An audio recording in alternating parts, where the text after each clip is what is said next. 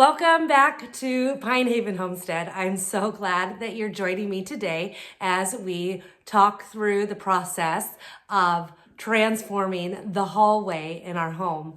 So what started out with actually when we moved in, the walls were this dark orange terracotta brown color. Like, I don't even know how to describe it.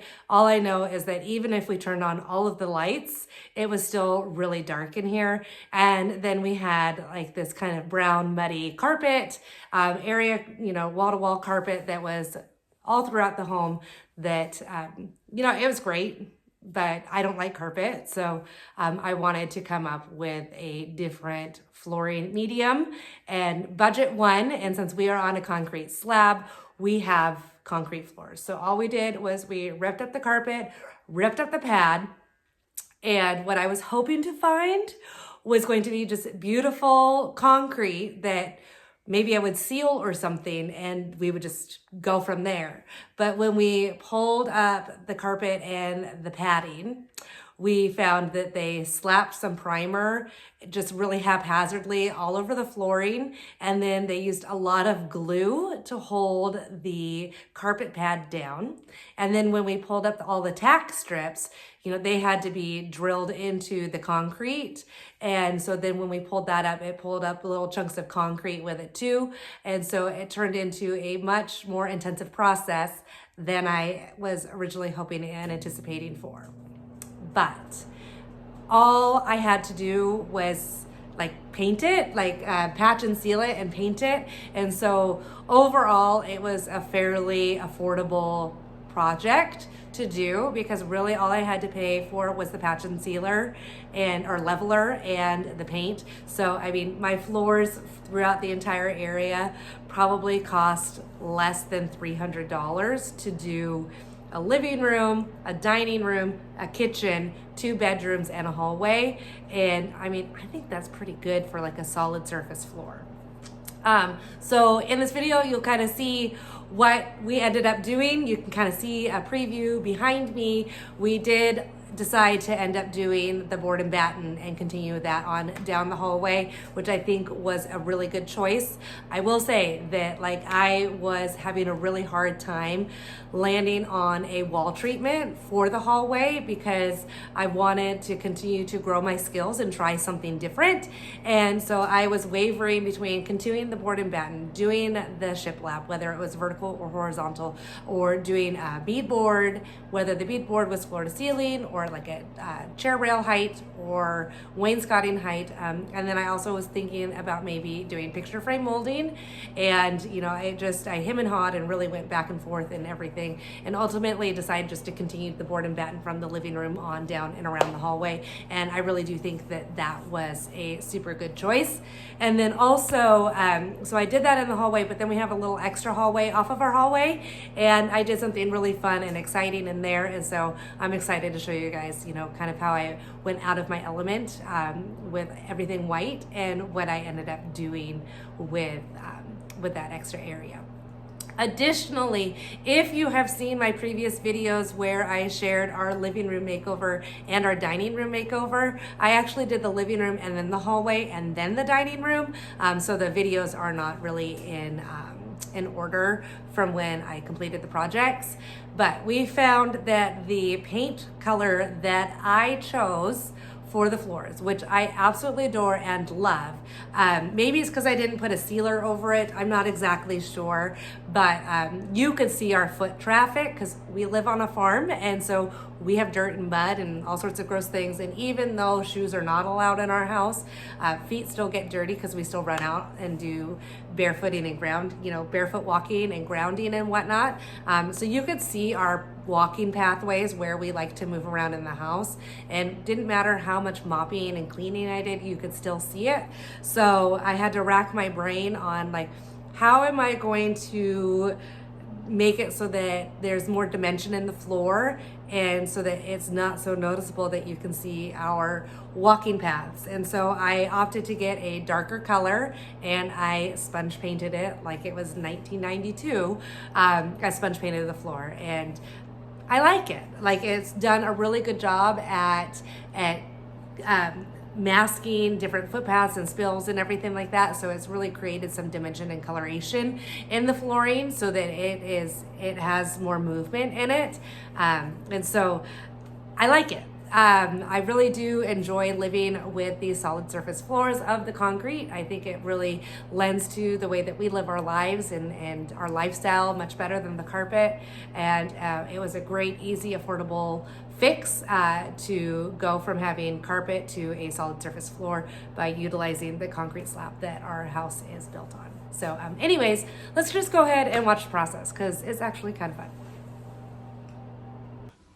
So here I am after we ripped out the carpet. I'm just coming through and pulling out all the little extra bits of carpet that are still glued in different places. Not the most fun job, but definitely necessary.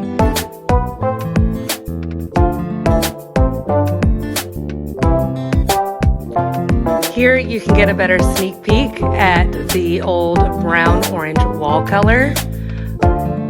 It's so much better now.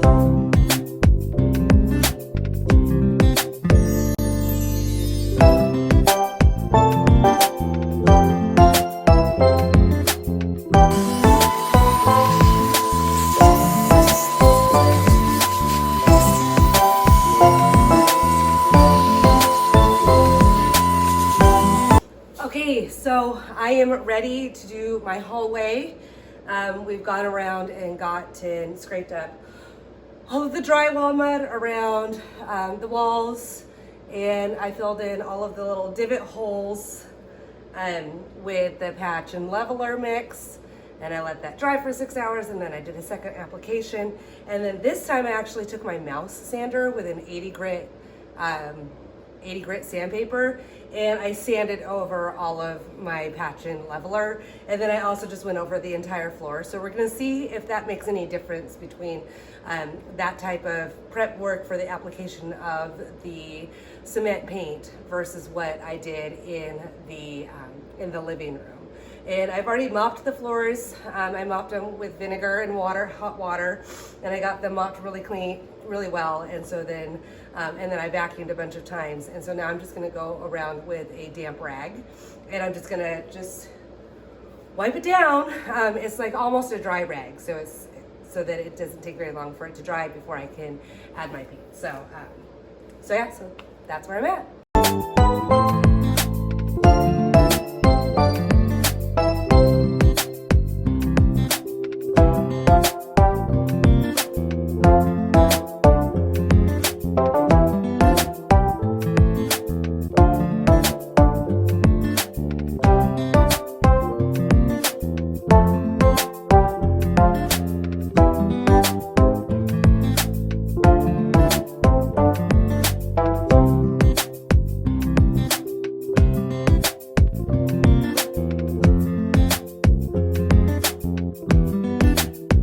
Now that the whole floor is wiped down, I'm just going to go around with my paint and edge.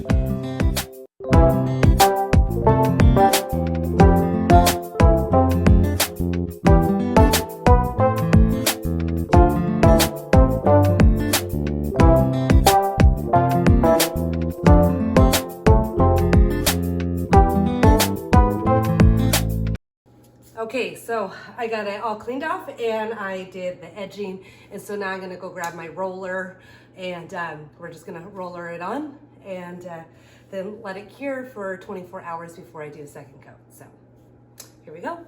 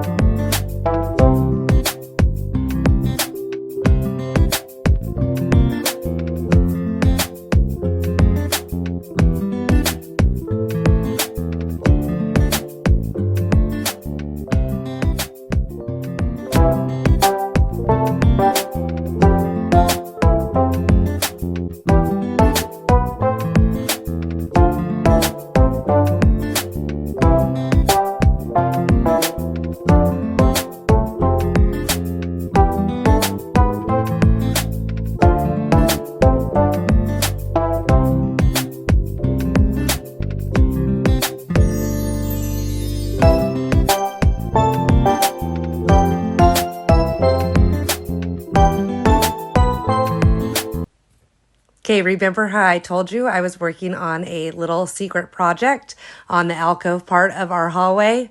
Well, it required some more trim boards, and so I'm just filling in all of the holes and little knots and everything.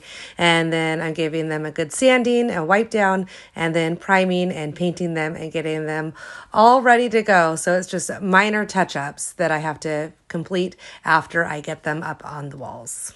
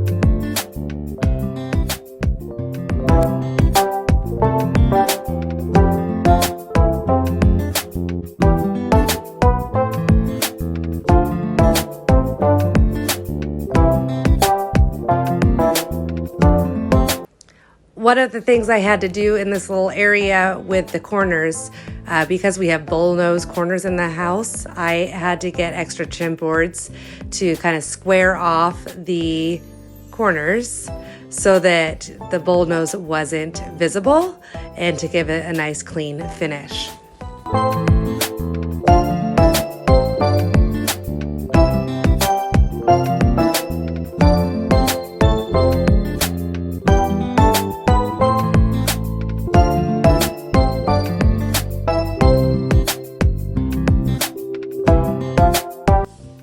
All right, and then here are the floors after I did the sponge painting on them, and it's wearing so much better.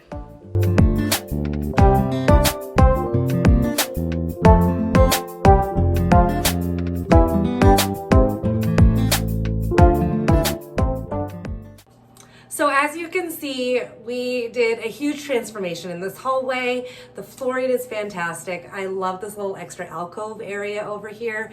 It's not done. Obviously, you know, projects and home things are rarely ever completed. You know, there's always things and changes and things that you want to add and put back and whatever. So still like need art on the walls, and I need to figure out some situation for this, like these laundry closets that we have. I've gone back and forth between doing like curtains, and I think actually that might be what I end up doing. It does get pretty loud, especially since we have the concrete and then I don't have doors over the washer or the dryer. So when they're running, they do get pretty loud. But we took the doors off because they kept coming off of their tracks. And it was obnoxious to have to continuously like reattach them. And then if we needed to go, because the washer and the dryer are across from each other, and so if we needed to open up both of the bifold doors on either side to be able to transfer, you know, washer into the dryer and then out of the dryer and stuff, the folded bifold doors really impeded upon the access in that part of the hallway. Like it was very tight and claustrophobic feeling, and I didn't like that. So we just have this one, the water heater is behind there. Don't know if I should be sharing that with you, but that's where our water heater is. And so I like definitely don't want to look at that. So we have the door up over there, but I'm thinking that I might just go ahead and do curtains, probably just like a basic curtain, either if it's like white or maybe I'll just get some drop cloths and I'll make drop cloths curtains. I'm not exactly sure what my full plan is with that, but so that is ever changing and evolving, and I'll probably put curtains up and then decide that I don't like them and then go do something else. But pretty much the hallway just is kind of done for now. I still need to do touch-up painting here and there because, like I said, no project is ever complete, but we love the hallway. It's been it just brings so much joy to me to see how it's changed and transformed over the year, and it just is so much better. So anyways, thank you so much for joining me and seeing the whole process of our hallway. I hope you enjoyed it. Be sure to click and subscribe to the channel to see more videos. You know, we're kind of in this holding pattern of outside because there's over a foot of snow, maybe 2 feet of snow on the ground outside. So like outdoor projects are at a standstill, which I like because then that means that I get to focus indoors and kind of do some things inside. So I have bedrooms to show you, a kitchen, so stick around and subscribe. Thanks so much for being here. We'll see you guys soon. Bye.